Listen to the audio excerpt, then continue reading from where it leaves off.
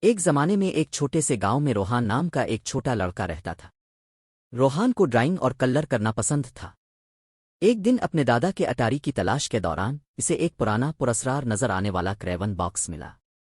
جیسے ہی اس نے اسے کھولا، اسے ایک چمکدار نوک کے ساتھ ایک کریون ملا۔ اچانک کرین چمکنے لگی۔ ایک نرم آواز نے سرگوشی کی، میں ایک جادوئی کرین ہوں، جو کچھ تم میرے ساتھ کھینچو گے وہ زندہ ہو جائے گا۔ روحان کی آنکھیں جوش سے پھیل گئیں۔ اس نے جلدی سے کاغذ کا ایک ٹکڑا پکڑا اور ایک خوبصورت تتلی بنانے لگا۔ اس کی حیرت سے تتلی صفحہ ہستی سے پھڑپھڑانے لگی۔ روحان کو اپنی آنکھوں پر یقین نہیں آ رہا تھا۔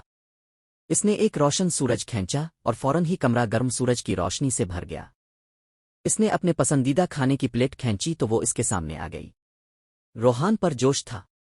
اس نے ایک خوش کتے کو اپنی طرف کھینچا اور وہ اپنی دم ہلاتا کھلکھلا کر بھونکتا رہا۔ اس نے ایک درخت کھینچا اور وہ اس کی آنکھوں کے سامنے لمبا اور سبز ہو گیا۔ جادوئی کریون ہر چیز کو زندہ کر رہا تھا۔ لیکن پھر روہن نے ایک بڑا خوفناک عفریت کھینچا۔ عفریت گرج کر اس کا پیچھا کرنے لگا۔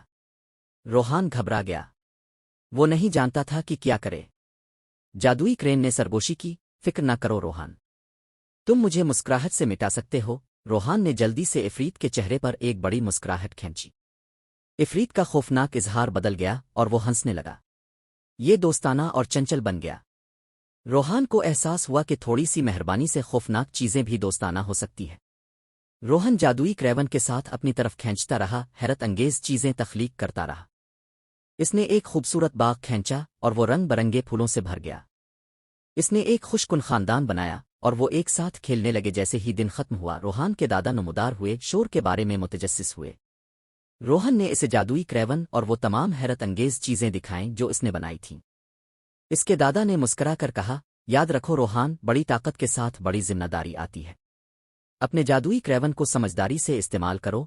روہن نے کریون کو اچھے استعمال کرنے کا وعدہ کیا۔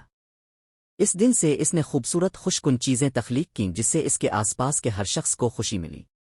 جادوئی کریون اس کا خفیہ دوست رہا، جہاں بھی وہ گیا خوشی پھیلانے میں اس کی مدد کی۔